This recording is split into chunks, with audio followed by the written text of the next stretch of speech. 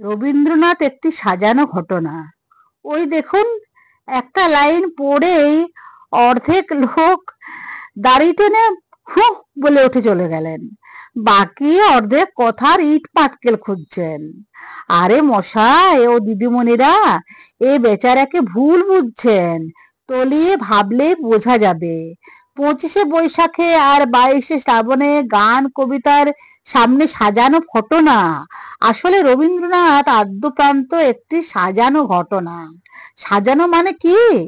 এই যে একটা ভিডিও দেখে একদল ফুঁসে ওঠে বললেন, জানতাম ঘাপলা হয়েছে, আর অন্য দল পাল্টা ফোঁস করেন কোনো যান্ত্রিক কারসাজি রয়েছে।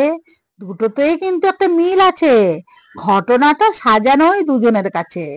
একজন ভাবছেন চিত্রনাট্য মেনে অভিনয়, অন্যজন স্বর ও অবয়বের পরিকল্পিত বিকৃতি। কিন্তু যা দেখা যাচ্ছে সেটা যে আসল ঘটনা নয়, সে ব্যাপারে একমত দুই বিপরীত স্থিতি। আর ভাবতে গেলে ওই ভিডিওতে আগেও পরেও কিছু ঘটনা বলে আছে নিশ্চিত, যেটা দুদলের কেউ দেখতে পারছেন না। নিজেদের ধারণার সাথে মিলিয়ে মিশিয়ে তৈরি করছেন পক্ষপাতিত্বের ভিত। এবার বলুন তো মশাই ও দিদিমণিরা, যে পুচকেটা কুমল পালাল গলুল গালি গড়গড়িয়ে মঞ্চে বলে ছুটে মায়ের কোলে লুকালো, আর যে বয়স্ক কণ্ঠের যখন পড়বে না মোর পায়ের চিহ্ন শুনে জড়ো হওয়া অন্তিম দশকের পথিকদের দু চোখ ছাপিয়ে নদী হয়ে গেল, এই দুজনের কাছে রবীন্দ্রনাথ কি এক? ভালোবেসে সখী নিভৃত যতনে ইউটিউবে সুমনের গলায় শুনে যে দম্পতির চকিত চাহনিতে একটা গোটা কলেজকালীন প্রেমের কাহিনী তুলে বুকে ঢেউ খেলে গেল, আর নির্মম বিচ্ছেদের পরে যদি তোর ডাক শুনে কেউ না আসে, হেডফোনে পরপর 25 বার শুনেছে যে দুজনের রবীন্দ্রনাথ হতে পারে কি আদৌ এক? আসলে আমরা সাজাই তাকে নিজের মতো করে। কেউ ঈশ্বর বলে বেদি সাজিয়ে নিয়ে অন্তরে, কেউ বিষণ্ণতার নোঙর করি তার কাছে এসে, কেউ তাকে নির্জনতার বন্ধু করি, কেউ বা সমাবেশে কোরাসে তাকে গলায় ধরি।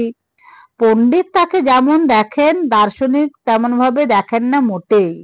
ধার্মিকের কাছে পূজা যে পর্যায়ের, যে নিবেদন উপাসনার অঙ্গ, নাস্তিকের কাছে তারা ধরা দেয় আলাদা অর্থে। সেখানে ঈশ্বরের চিহ্ন মাত্র নেই। সুতরাং ভদ্র মহোদয় ও মহিলাগণ, রবীন্দ্রনাথ এক নন, অসংখ্য।